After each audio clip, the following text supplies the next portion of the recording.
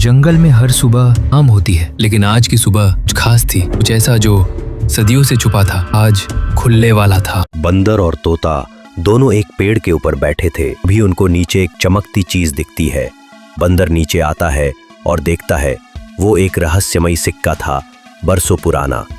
तभी तोता नीचे आता है और देखता है सिक्के को पीछे घुमाकर।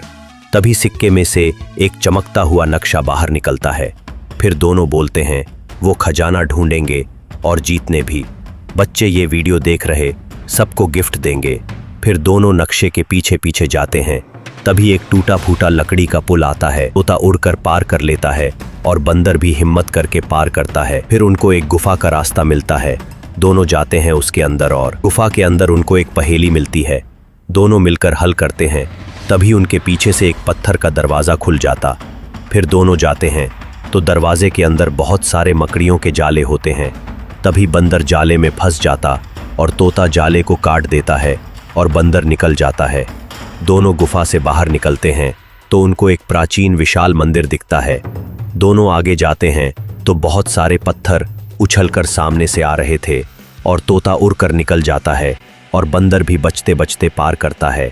फिर मंदिर के अंदर उनको बहुत सारी सोने की मूर्तियां दिखती है चारों तरफ। फिर उनको एक ताला दिखता, पर वो ताला उस रहस्यमयी सिक्के से खुलता जो उनके पास था।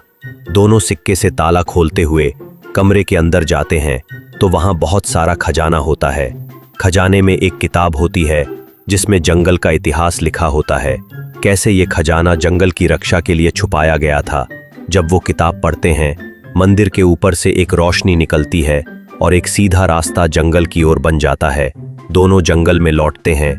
जंगल के सारे जानवर उनका स्वागत करते हैं। जंगल में फिर से शांति लौट आती है कि बंदर और तोता लौट आया, सब खुश थे। बंदर और तोते ने न सिर्फ खजाना ढूंढा बल्कि जंगल का इतिहास भी जाना।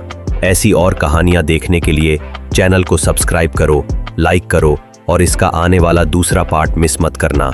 थैंक्स बच्चों, मिलते हैं अगले वीडियो में।